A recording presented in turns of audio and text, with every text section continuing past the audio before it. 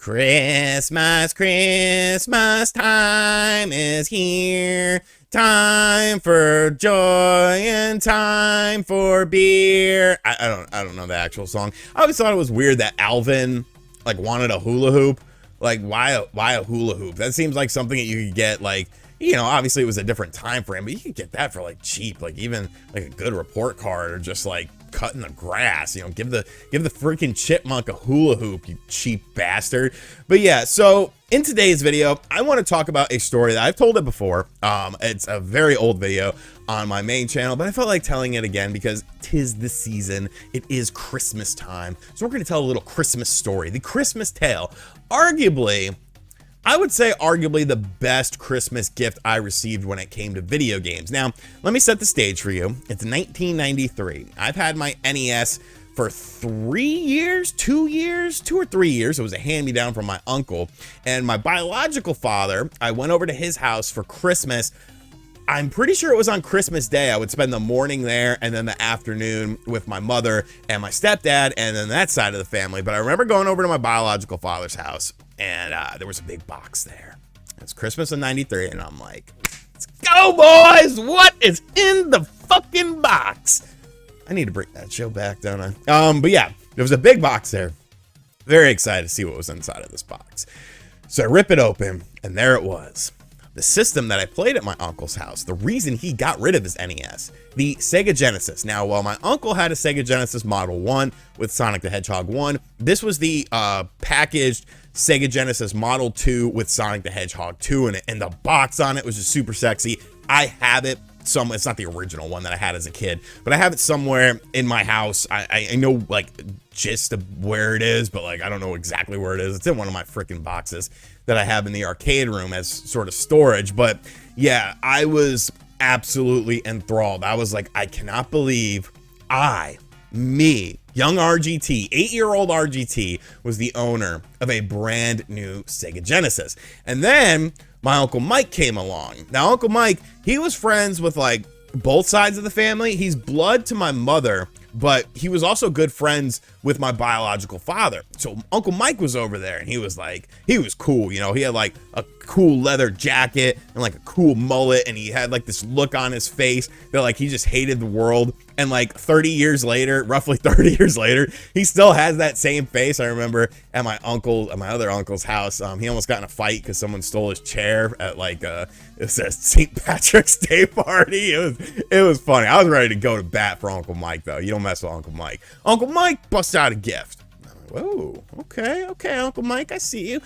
Usually, you know, he was good for like a 10 or a 20 spot, but this was a cartridge. I could tell by the box, and I'm like, this is a Sega Genesis game here, boys. This is a Sega Genesis game. Open that son of a bitch up, Mortal Kombat. Mortal Kombat. I don't know when you start getting boners when you're going through puberty and stuff, but I'm pretty sure that was like as close to a boner as I've ever gotten at that time.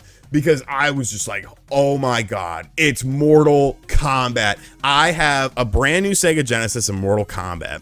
So I was absolutely hyped. I remember, so after that, we unboxed everything. We started playing Mortal Kombat. My cousin was there because it was like a 3-family house, 1 floor, 2 floor, 3 floor. And my cousin lived on the 3rd floor and my dad lived on the 2nd floor. So he came down from the 3rd floor to see like what I got and stuff. And so we were playing Mortal Kombat. It was a great time. And then I had to go back to my mom.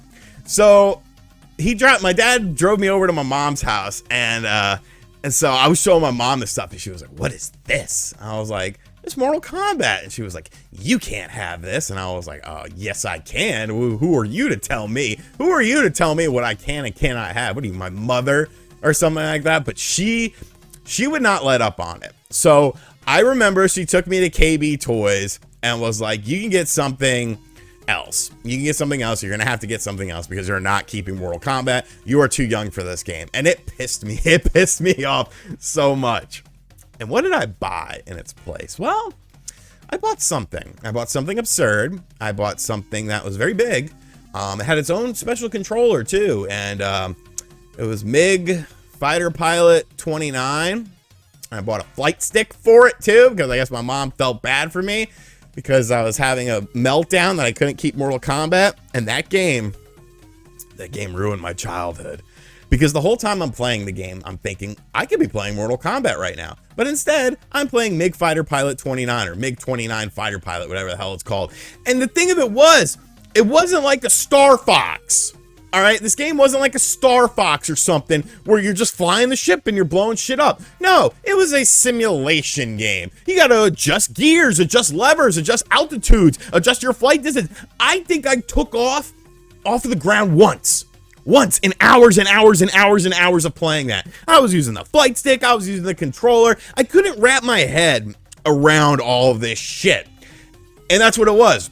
It was shit because I never, and it had like this it had this cutscene when you would crash the plane or when you would fail to take off. And I saw that cutscene so many damn times. I'm just showing some random footage of the game right now that I found on just a random long play or whatever, but I hated this game. And this game, you know, it kind of ruined my Christmas. And I remember, like, a couple months later, I ended up getting, like, Mortal Kombat again, because my mom felt bad for me, and she was like, oh, you're not a complete psychopath who's gonna, like, because, you know, the media and stuff like that, it was like, oh, Marilyn Manson, Doom, Mortal Kombat, these games are ruining your kids. And it's like, no, shitty parents are ruining their kids, because if your kid can't separate fiction from reality, then your kid has actual problems and should probably seek some help with it. Like, there's nothing wrong with that, but obviously there's deep-rooted issues here. And I feel like that helped start some deep-rooted issues for me when they took away my beautiful Mortal Kombat. I have it for the Genesis now.